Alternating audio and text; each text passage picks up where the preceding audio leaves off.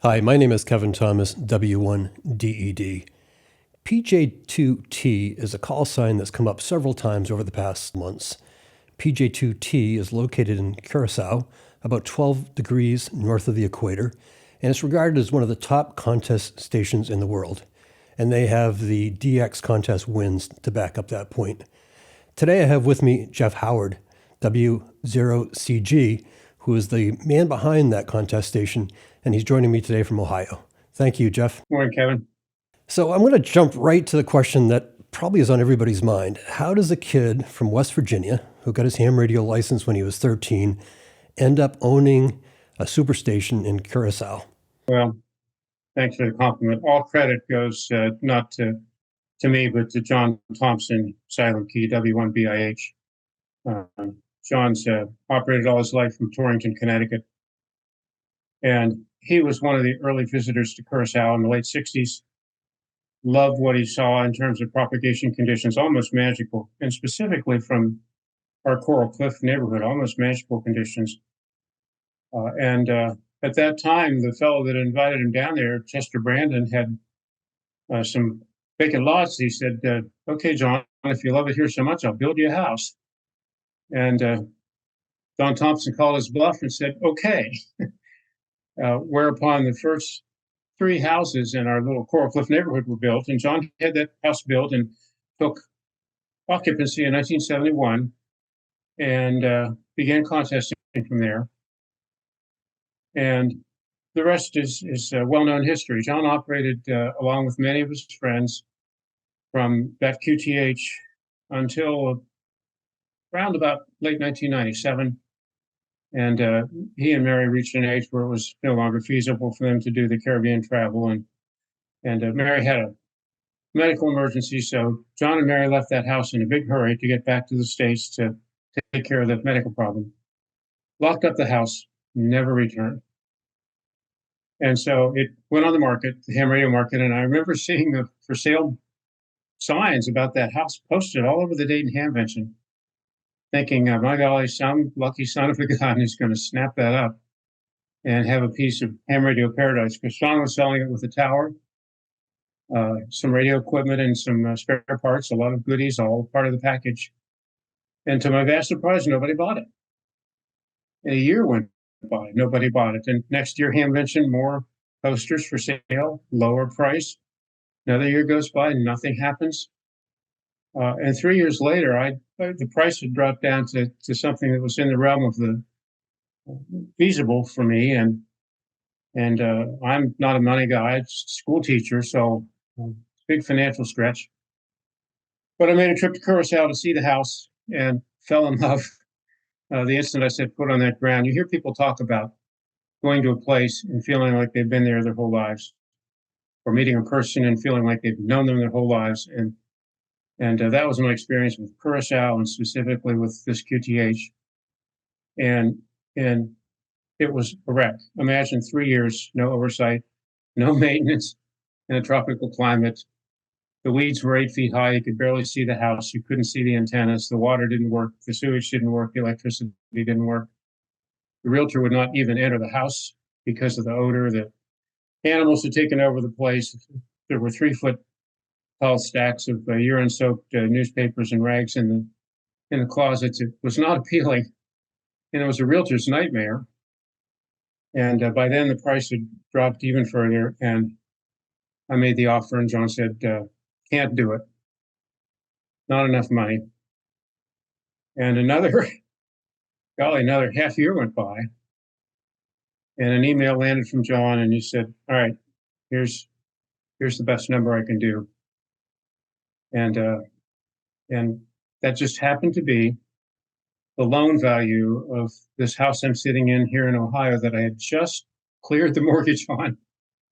Just paid off, and I turned around, remortgaged this place, full value, used that money to buy the place. So that's a much longer answer than you expected to that question. But, when you see people doing stuff like this, one wonders, how do you do it? Where's the money come from?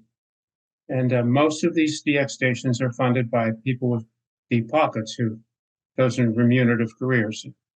I didn't. I was a government worker and a school teacher and an Air Force officer. So was a big stretch. And then we put together this club group to sustain that house over these intervening 24 years.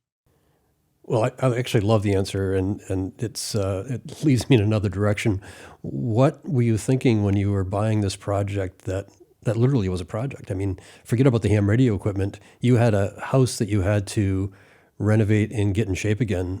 It must have been a huge commitment of time for a guy who was sitting in Ohio to take that on. I am a sick, committed workaholic, type A++, and a pretty good handyman. And so I saw it as a challenge. I had built this house in which I sit here pretty much by myself. I served as the general contractor. I did all the electrical. I did all the plumbing. I hand wheelbarrowed 120 tons of dirt to save money, stuff like that, crazy stuff. And so the place in Curacao was just an extension of that crazy stuff. And I went down there and got the key from the transfer agent and slept the first couple, 3 nights with a towel over my head because of the stench, and took showers outside when it rained, and the rain careened off the edge of the house. That was falling water. That's all one needs for a shower. And eventually stood it up and got the water on and got the power on. And I'd taken a whole bunch of stuff, 4 suitcases full of hardware, electrical parts, tools, things that I thought that I would need, plumbing, fittings, and fixtures, and got it going well enough that a week and a half later, 3 of my buddies arrived from the States. And then we all pitched in together and got a signal in the air. And by 3 weeks after initial occupancy, the Worldwide Code Contest came along in the Thanksgiving weekend of 2000. And we operated multi-single and did a fairly credible job with crappy low antennas and wires.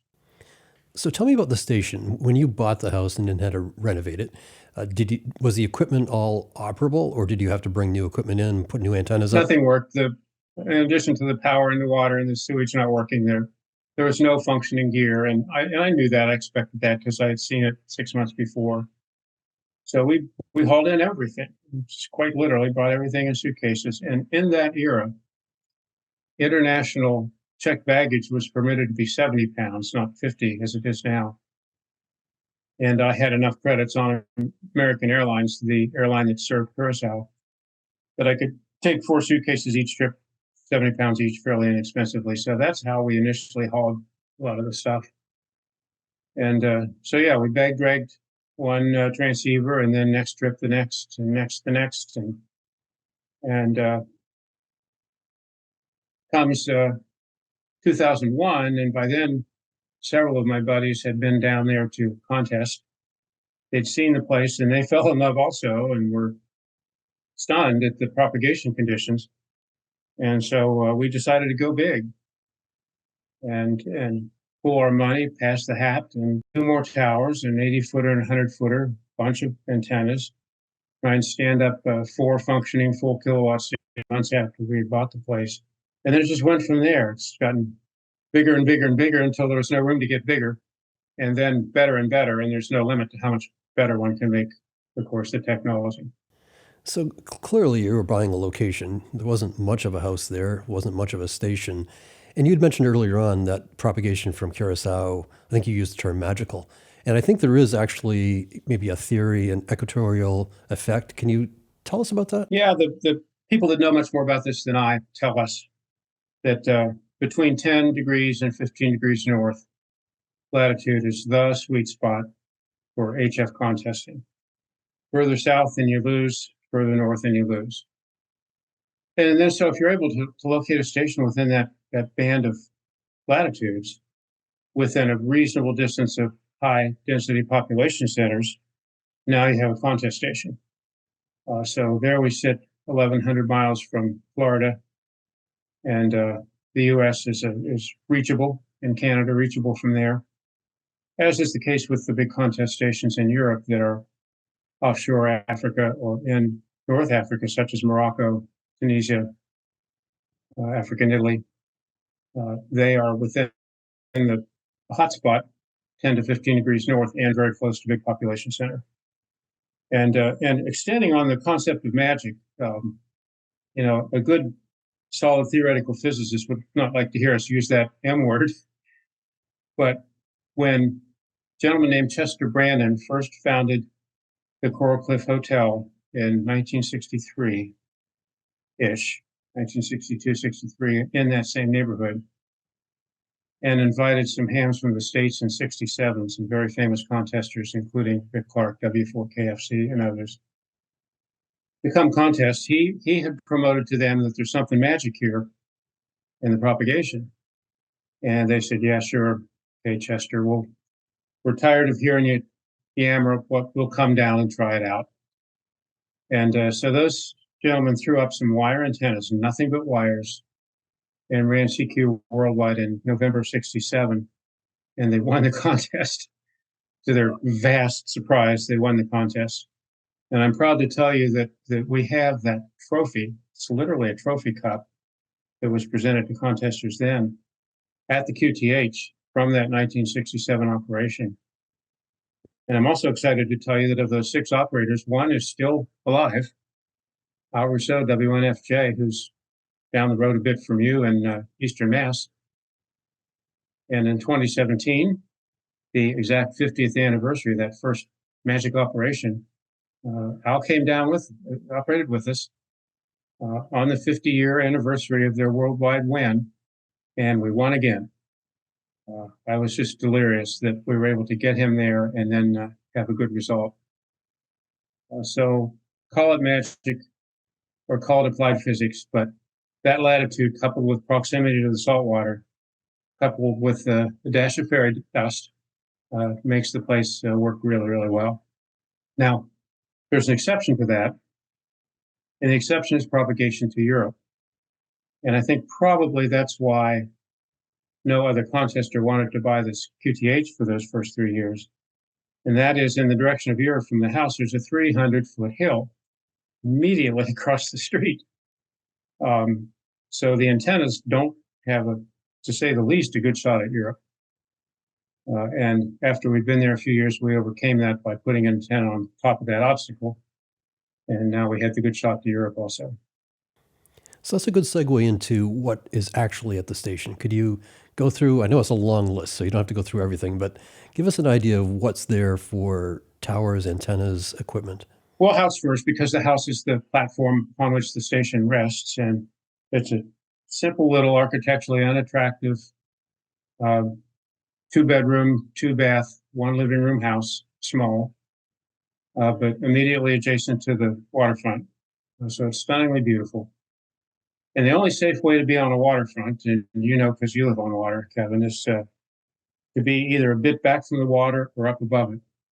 And this place sits up above it on a 36-foot high limestone cliff. So the QTH is able to be immediately adjacent to the beautiful Caribbean Sea, but safe from it because of the cliff. Outside, we have the Legacy Tower that John left for us. It was broken and in op, but we brought it back to life. That's 60 feet of aluminum tilt-over tower. And we have on that just a work beam, a small work beam, and that tower also supports 30-meter antenna and part of 160 transmit antenna. Then 9 months later, after we arrived, we put up 80 feet of Roan 45, which has come to be known as the U.S. Tower, in quotes, and it hosts a whole bunch of big monobanders that are fixed in position on the U.S., which happens to be the perfect azimuth also for Japan. And then we have 100 feet of Roan 55, which we refer to as the Europe Tower. Obvious what's on that antenna tower. But that Europe Tower, even though it's 100 feet high, still fires into the 300-foot high cliff. And when I stand on the top of that 100-foot tower, I'm still looking up pretty high at the top of that cliff from the top of the tower. So up on the top of that hill, we have, your viewers will laugh, we have a 20-foot high tower, 20 feet. And 15 feet up on that miniature little tower is a Venture Skyhawk tribander fixed in the direction of Europe. So sounds laughable, right? A small tribander at a height of 15 feet. What can that possibly do, especially at the end of almost 1,400 feet of feed line from the shack? Well, it's crushing into Europe.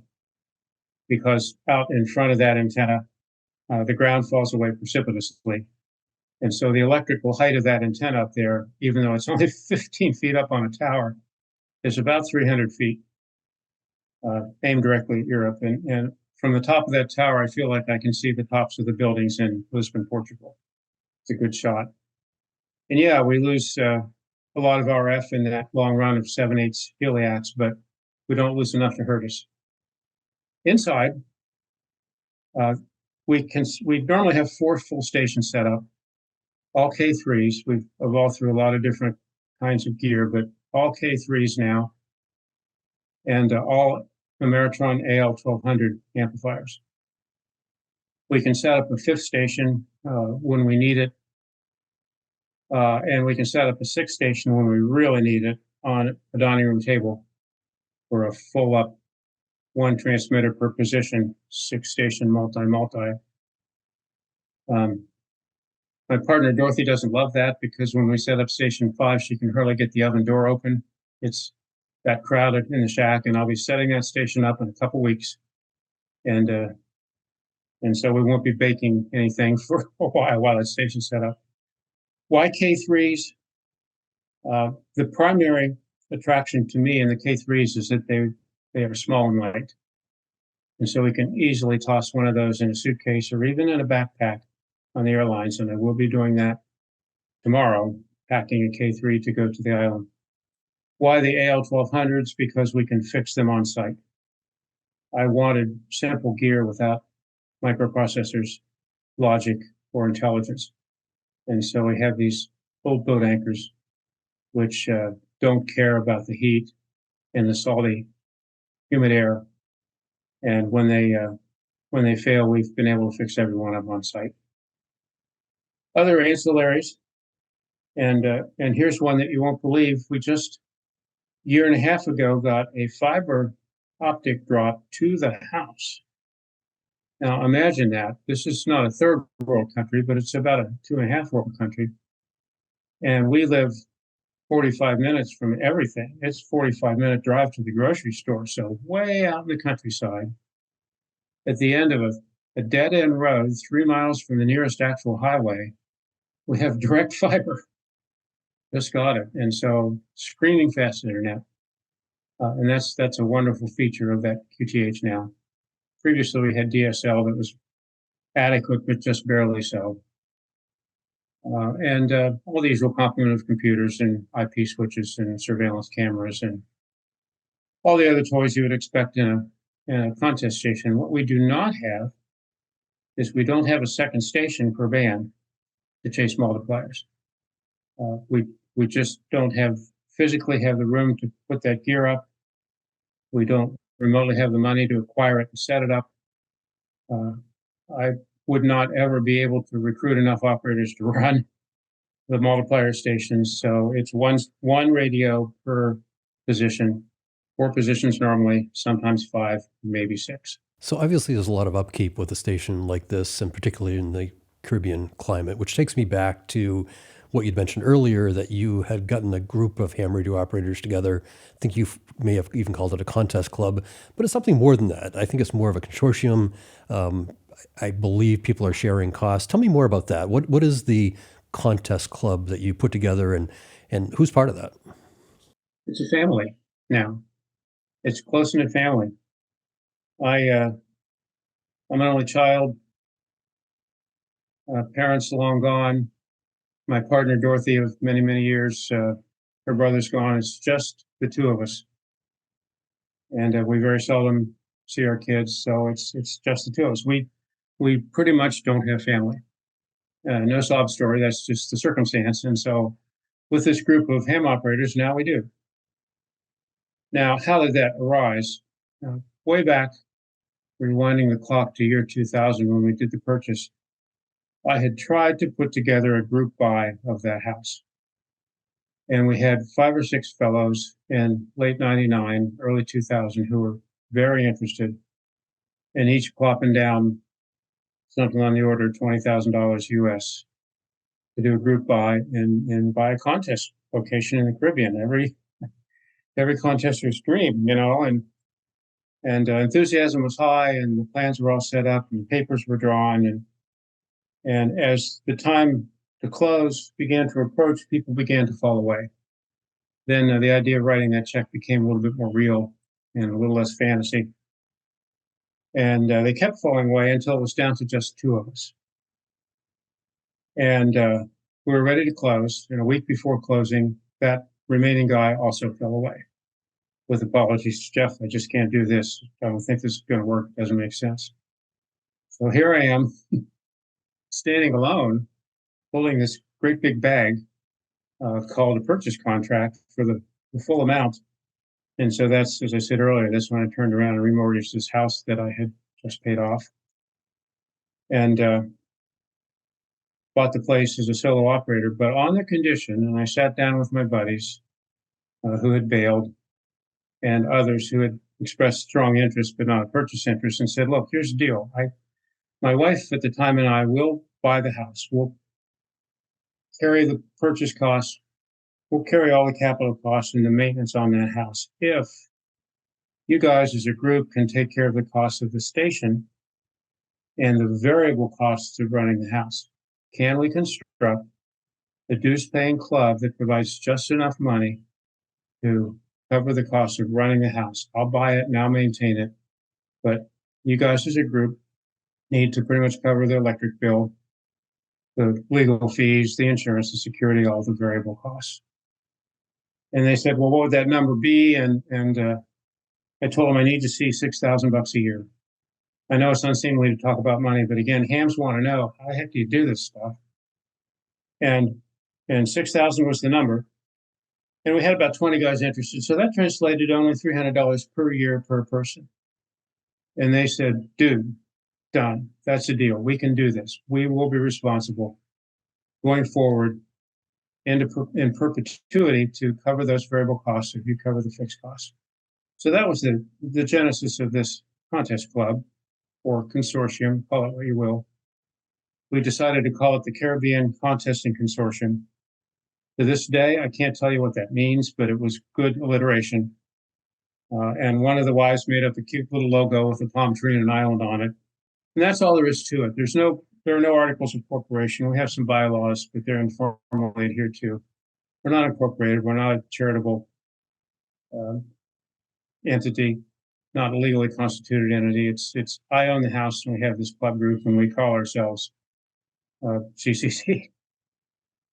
And so we established that business model, $300 per year per member to support the house. And then we also began asking for $100 per year per person to support the ham station. So house on left panel, the station in the right panel. And the station in the right panel functions like any ham club would. Guys pitch in money. They gift us with radios and amps, or they give us equipment on long-term loan. They come help with the projects. They come help with the antenna work. And I take care of seeing to it that the house is there. It's safe financially, it's legally constituted, and the bills are all okay. So are the members traveling to Curacao quite often to operate or at least to visit? No, not anymore. When we started out, it was, of course, like a new wife, lots of enthusiasm and lots of excitement. And then, like all good marriages, it became a little bit passé, and it became more and more difficult to get people to come. And then as time goes by, as years go by, people drop out, of course, understandably. Their life situations change, their interest patterns change, they develop medical problems, they pass away. A lot of silent keys from the early group, I'm sad to say. Or they decide they just don't care for my haircut. For whatever reason, they're out. And I've worked hard and been fortunate over the years to find others to come join with us. And we now have a group ranges between 26 and 30 members. Group of gentlemen who've been very generous in continuing to pay dues all these years. But it's difficult to get them to come to the island to operate. Why is that? Well, it's an expensive trip, airfare. There are some costs associated with spending a week there for groceries and lodging and some shared station expenses. So there are resource constraints. There are aging constraints. And we have a group of members who are members because they love and believe in what we're doing and seldom or never come. And I won't mention them by call sign, but they know who they are. And I'm very grateful to those fellows who tell us something like, well, we've worked PJ2T for decades. We appreciate it that that call sign's always on. We appreciate that the Curacao multiplier is always going to be there. We've only missed one major contest in 24 years, and that was attributed to COVID. And they say, we want to do something to help you guys. Can I join as a supporting member? And so we've got quite a few of those guys. So right now, I'm in the throes of trying to recruit people to come next February for ARRL code and other contests after that. And it's always a chore. A lot of emails, a lot of begging, but we're almost always able to build a team. So tell me more about that. So clearly you must reach out to your 26 to 30 members first. Who are the next round of people that you would ask to participate? And are they only experienced contesters, or is this a chance for people to learn how to participate with a multi-op effort? Well, there, you nailed it with your question, Kevin. Obviously, the members of the group have first shot, and that's one of the perks of membership. There are other perks of membership, but that's a big one. And then after that, I begin reaching out to others who have been there before, who are either previous members or just cool guys that have come and operated before. And many of them come back when after I beg long enough. And then the third round is I poll widely the contest community of people that I know, not well, but at least from some contact at Dayton, to see if we can catch a couple of operators that way. And then fourth round is a broad poll within the contest community, and we seldom have to go to that fourth round. And are they experienced contesters? Overwhelmingly, yes, of course, but we have had people that were experienced at contesting from the States at moderate contact rates. And they come to Curacao and experience high contact rates and do fine with it. And we've had a few almost brand new contesters come. And at the beginning of the week in Curacao, they're brand new contesters. And at the end of the week, they're experienced, very experienced. Old hat professional contesters in the space of a week. And some of them have so much fun that they join the club, and others aren't able to join the group, but they do keep coming back now and then. And I treasure those friendships, and I treasure the experience of seeing the smiles on the faces of the operators. Oddly enough, I don't operate very much anymore. I've done all that. I live there, so there's not any particular novelty value for me to operate from the Caribbean. I much more enjoy doing the engineering and construction and maintenance and the station building and the tower work, the grunt work that most intelligent people want to avoid. And so my job is to prep everything and be ready for them to arrive. And in fact, I was up at 3 o'clock this morning because I couldn't sleep thinking about everything that needs to be done, because we're leaving soon to go to the island, and I got a lot to do to be ready for the contest at the end of the month in October. And I just laid in bed fretting about everything that needed to be done. So I just got up and came down here to my shack office and went to work 3 o'clock in the morning and went to the workbench. So my payoff and where I was going with all that is to prepare the station, recruit the people, give them some refresher training on the equipment, and then stand back and get out of the way and watch them smile. Huge thrill to experience those big pileups in the contest, endless and deep pileups on most bands, most of the hours of the contest. And these guys have something between fun and absolute unbridled glee with that experience. And I will get on and I'll run some shifts. And if we're shorthanded, I'll run more shifts. but I like to watch. So I want to understand more about your role. I mean, you've described it very well, and I guess from a business analogy, I would say you're the CEO and the COO of the CCC. Lots of acronyms there. But it also sounds like you're a coach.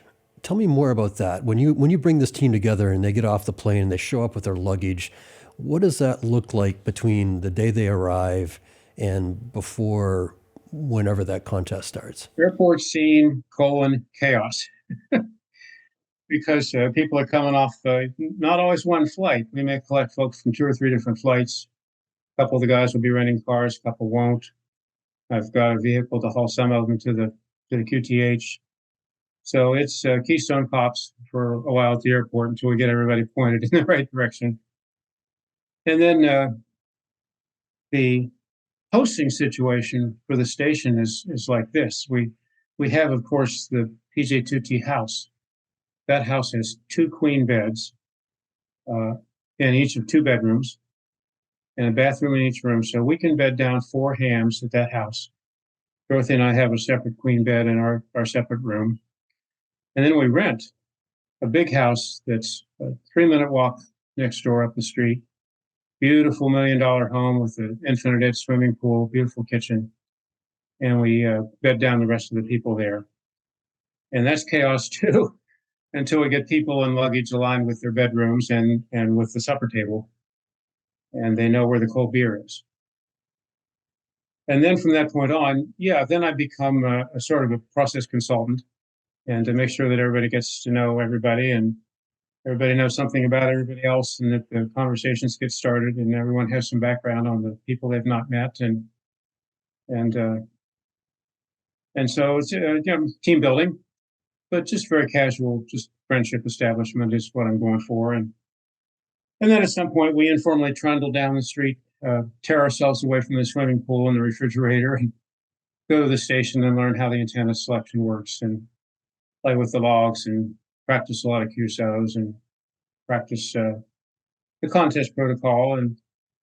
And I strongly encourage people to operate a lot on the bands that they're scheduled to operate over the weekend. How's that schedule work? We build that schedule in the weeks prior to the contest.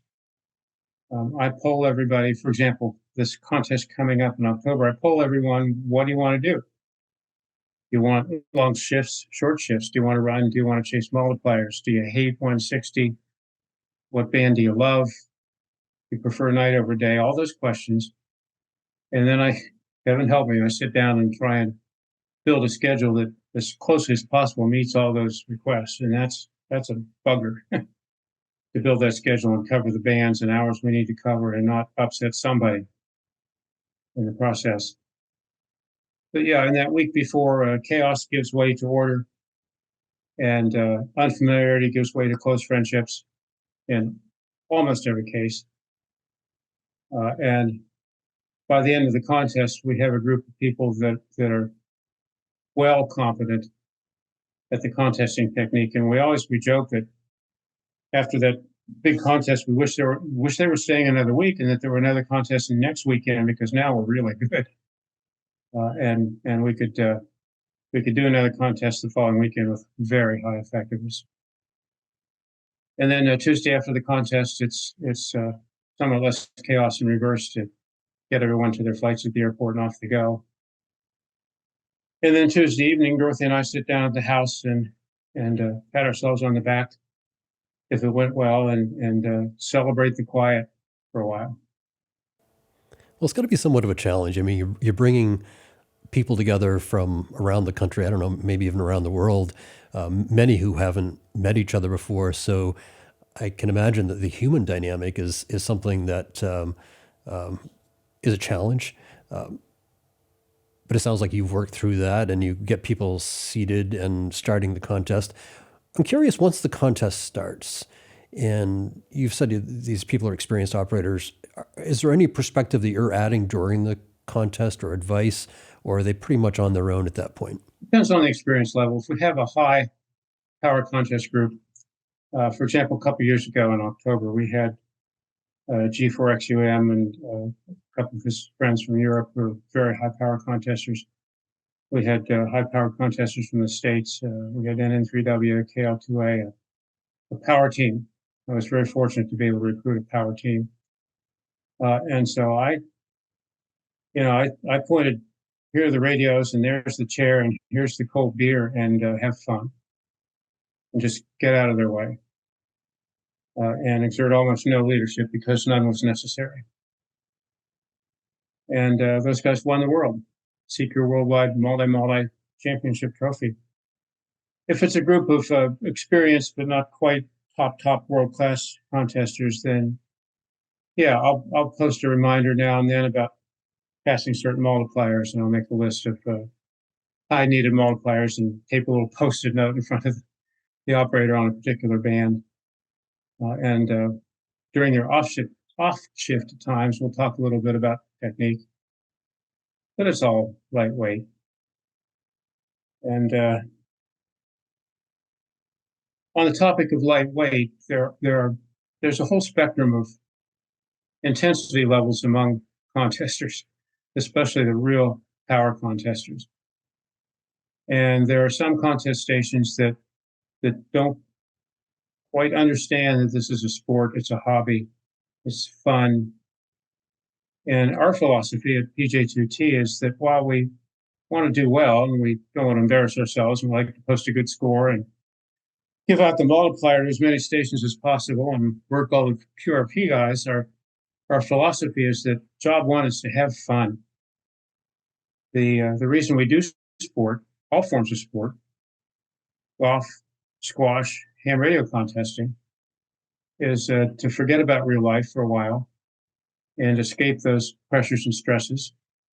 And going to a Caribbean island and detaching yourself physically from home amplifies that sense of fantasy and detachment from stress and from real life. And so we go down there and spend a week to just escape the real world and have a blast on the radio and try to score well. But if we don't, no tears are shed, no fingers are pointed, no invitations, no follow-on invitations are retracted or anything like that. We're there for fun. Life's too short to get wrapped up too tightly about any of this. Other contest experiences may differ, but that is our philosophy in Curacao. So, Geoff, in closing, we're just weeks away from a major DX contest. Can you name names of who's going to be participating in that and what that's looking like? Sure. This one's a CQ Worldwide sideband, and it's the last weekend of the month, and you see me looking at the computer here. We have 3 college students, KG5XR, W4IPC, and a gal from Iowa, K0 PGZ, I believe. And then a couple of our mainstays. We have one fellow that's been with us for years who is Winnipeg's top root canal surgeon, an endodontic surgeon. Scary guy, right? The E4 Golf Victor, and not a scary guy at all, a lot of fun. And if any of us happen to need a root canal while he's on site, we've got the toolbox and a pair of pliers and some stuff for him. And we have a very senior gentleman, W3ACO, coming from Iowa with his daughter, who has volunteered to be chef for the week, loves to cook. W7MAH, we have a relatively new member, Curtis Foote, coming from the Louisville area. And altogether, we've built a rather small but power team for the Worldwide Sideband. And one of the things that I hoped to do when I got up at 3 in the morning is begin working on that schedule for the weekend. I didn't get to it because I was doing more pressing things, but it'll be put together soon and we'll have fun. And we're all going to have to work pretty hard on the radios because we're shorthanded for that contest. A month later is the code version of that contest. We have a much larger team comprised primarily of people that are members of the group. Well, Geoff, best of luck in that contest. I'll be looking for you. Hopefully I'll be operating remotely from Scottsdale. Haven't figured out the plan yet, but that's my hope and dream. I'll be on partially. I really appreciate you taking time today. Obviously, I've taken you away from your scheduling of the contest, so thank you for that. But I really appreciate your time. Well, thanks for doing this specifically, Kevin. Thanks for the service you're doing to amateur radio with the podcast. You're helping to cement together an already wonderfully tight community and make it even tighter and more friendly. Appreciate your work. Thank you. I've been talking to Geoff Howard, W0CG, the mastermind behind PJ2T. Look for Geoff and PJ2T at the upcoming contest. Thanks again, Geoff. You have a good one too, Kevin. Thank you.